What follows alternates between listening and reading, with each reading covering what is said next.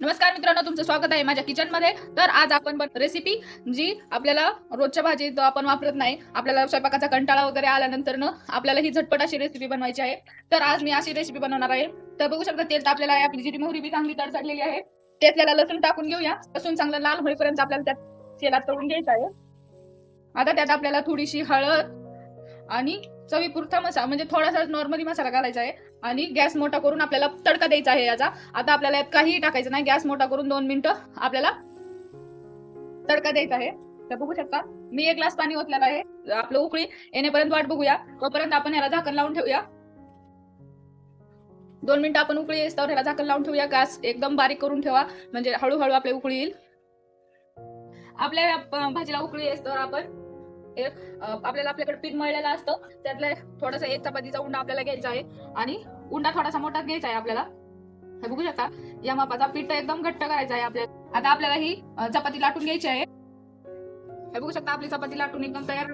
ही चपाती आपल्याला जाड अजिबात नाही करायची आणि जास्त पातळ पण नाही, मध्यम सरीची आपल्याला ही चपाती करून घ्यायची आहे। हे बघू शकता आपली चपाती तयार आहे। आता याला आपण असे काप करून घेऊया। काप पण आपल्याला मोठे मोठे करायचे आहेत, छोटे छोटे नाही करायचे। हे बघू शकता असे आपल्याला काप करायचे आहेत।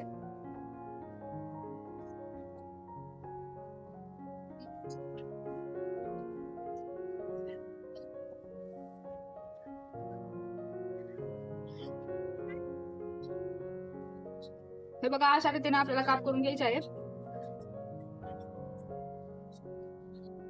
हे बघू शकता आपले हे पण इकडे उकळून आहे चांगलं। आता हे आपण चपातीचे काप केलेले आता यात आपण सोडून देऊया।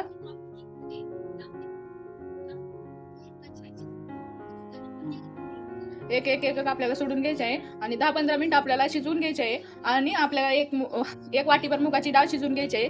डाळ शिजवल्याच्या नंतर ही डाळ आपल्याला या आपण जे हे रेसिपी करत आहोत ह्या रेसिपीत टाकून द्यायचे। ह्या रेसिपीला आमच्या इकडे मुगाच्या डाळीतले फळं असे म्हणतात। तुम्ही काय म्हणता हे नक्की सांगा मला कमेंट करून। आपण हलवून घेऊया 10 मिनिटं। आता असंच आपल्याला शिजवून घ्यायचे आहे। ते 2 मिनिटं झाकून लावून ठेवूया आपण आणि चांगलं शिजू देऊया। हे बघू शकता 10 मिनिटात आपले हे जे डाळीतले फळे आहेत ना ते चांगले शिजून निघालेले। आता आपल्याला त्यात डाळ टाकायची आहे, शिजलेली मुगाची डाळ आपल्याला कुकरला शिजवून घ्यायची आहे आणि आता ती आपल्याला यात टाकायची आहे। यामुळे ह्याला चांगली टेस्ट येईल फळांना, त्यामुळे हे आपण असं टाकून घ्यायचं आहे। आणि आता आपल्याला यात मीठ टाकायचं आहे।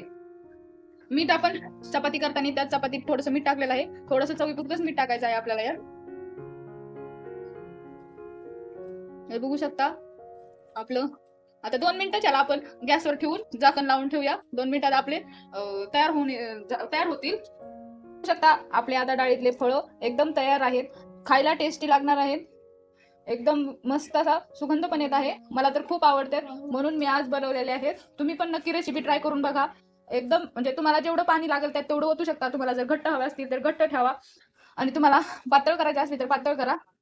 हे बघू शकता माझे आता तयार झालेले आहे। तुम्हाला जर ही रेसिपी आवडली असेल तर माझ्या चॅनलवर जाऊन सबस्क्राईब करा, शेअर करा, कमेंट करा, लाईक करा। धन्यवाद।